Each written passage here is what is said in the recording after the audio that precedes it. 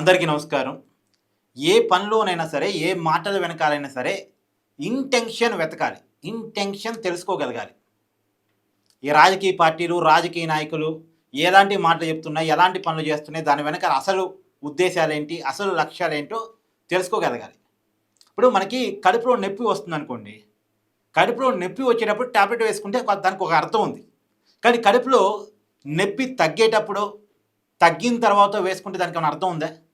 మీరు కడుపులో నొప్పి వచ్చేటప్పుడు టాబ్లెట్ వేసుకుంటారా? కడుపులో నొప్పి తగ్గిన తర్వాత టాబ్లెట్ వేసుకుంటారా? ఎవరైనా సరే కడుపులో నొప్పి ఉన్నప్పుడు వేసుకుంటారు. తగ్గినప్పుడు ఎవరు వేసుకోరుగా. అలా వేసుకున్నారంటే దానికి ఉన్న ఇంటెన్షన్ వేరు. ఫర్ ఎగ్జాంపుల్ స్కూల్ పిల్లవాళ్ళు స్కూల్ తప్పించటం కోసం టాబ్లెట్ వేసుకోవడానికి సిద్ధపడతారు. ఎందుకు? స్కూల్ తప్పించాలి, కడుపులో నొప్పి వస్తుందంటే పేరెంట్స్ ఆటోమేటిక్గా ఏదో ఒక మెడిసిన్ వేస్తూ ఉంటారు. పారాసిటమాల్ వేస్తారు. వేసుకుందాం, ఇప్పుడు స్కూల్ అయితే పోవటం మానిపోతాం కదా. వాళ్ళ ఇంటెన్షన్ స్కూల్ని తప్పించడం. చాలామంది చేస్తుంటారు కదా అది. మనం కూడా ఈ వీడియో చూస్తున్నారు కూడా చిన్నప్పుడు చాలామంది చేస్తుంటారు కదా. సరే, ఎనీవే, అంటే నిన్న వైసీపీ వాళ్ళు పెట్రోల్ డీజిల్ సమస్య మీద ఆందోళన కార్యక్రమాలు చేశారు. పెట్రోల్ డీజిల్ కొరతకి చంద్రబాబే కారణం అని చేశారు. సరే పోనీ, చంద్రబాబు మీద వాళ్ళు నెపం నెట్టదలుచుకున్నారు. వాళ్ళు పొలిటికల్గా చంద్రబాబును వ్యతిరేకిస్తుంటారు కాబట్టి, ఆ ప్రభుత్వాన్ని వ్యతిరేకిస్తుంటారు కాబట్టి ప్రభుత్వం మీదకి, ప్రభుత్వ అధినేత మీదకి నెపాన్ని నెట్టారు. కానీ ఎప్పుడు చేయాలి ఆందోళన? శనివారం సమస్య ఉంది, ఆదివారం సమస్య ఉంది, అప్పుడు చేయాలి. కానీ సోమవారం కనీసం చేసిన ఒక అర్థం ఉంది. నిన్న మంగళవారం నాడు ఆందోళన కార్యక్రమాలు చేశారు. నిజానికి సోమవారం నుంచి సమస్య షార్ట్ అవుట్ అవటం మొదలెట్టింది.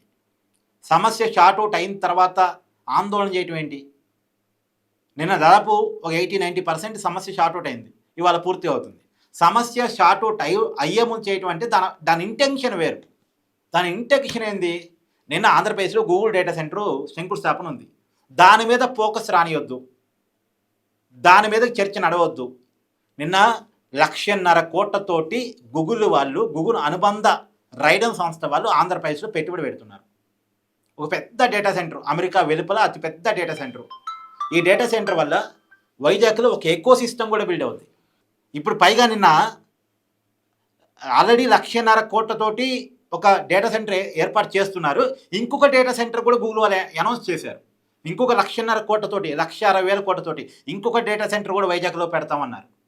ఈ 1.5 కోట్లు, ఆ 1,60,000 కోట్లు, 3 లక్షల కోట్లకు పైగా పెద్ద పెట్టుబడి వైజాగ్లో.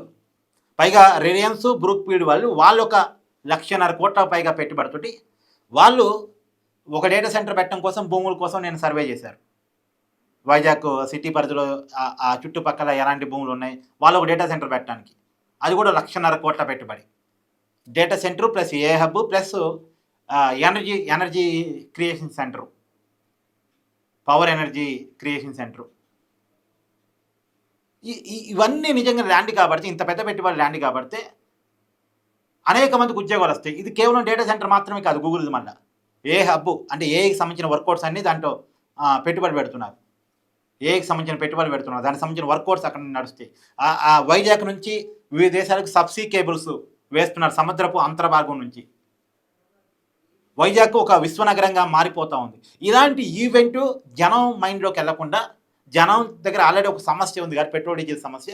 నిజానికి పెట్రోల్ డీజిల్ సమస్య ఆంధ్రప్రదేశ్కి మాత్రమే కాదు, హైదరాబాద్లో ఉంది, తెలంగాణ మొత్తం ఉంది, అన్ని చోట్ల ఉంది. దానికి కారణం రకరకాల కారణాలు ఉన్నాయి. ప్రజలు ప్యానిక్ ఒక కారణం, ఆయుధ కంపెనీలు తక్కువ సప్లై చేయడం ఒక కారణం, పరిశ్రమల వాళ్ళకి డీజిల్ రేట్ ఎక్కువగా ఉండటం వల్ల, బయట డీజిల్ రేట్ ఎక్కువగా ఉండటం వల్ల వాళ్ళు తీసుకొచ్చి ఇక్కడ రిటైల్ మార్కెట్లోనే డీజిల్ కొనుక్కోవడం ఒక కారణం.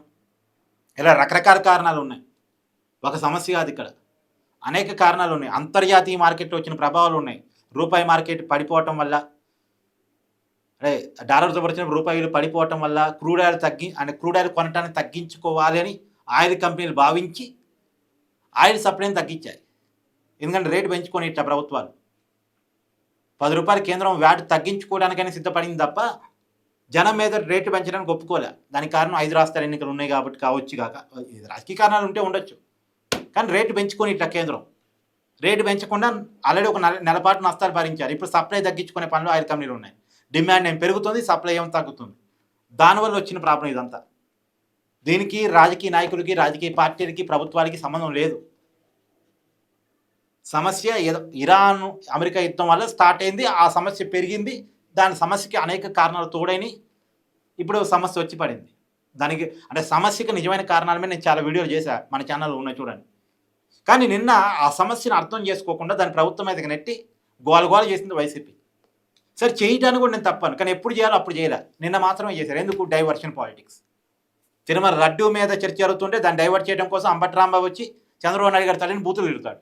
ఎందుకు బూతులు తిడితే సబ్జెక్ట్ డైవర్ట్ అయింది, టీడీపీ కార్యకర్తలు రెచ్చిపోతారు, అంబటి రాంబాబు అరెస్టు, చర్చ అంతా తిరుమల లడ్డూలో వైసీపీ చేసినటువంటి మోసం మీద కంటే కూడా ఇది డైవర్ట్ అయిపోయింది. సో సబ్జెక్ట్ డైవర్షన్లో ఎక్స్పర్ట్ వైసీపీ. అందులో భాగంగానే నిన్న ఆందోళన కార్యక్రమాలు చేసింది. అందుకని ఏ పనిలోనైనా సరే ఇంటెన్షన్ చూడాలి మనం. వైసీపీ డైవర్షన్ పాలిటిక్స్ మీద మీ అభిప్రాయాన్ని కామెంట్ చేయండి. Thank you.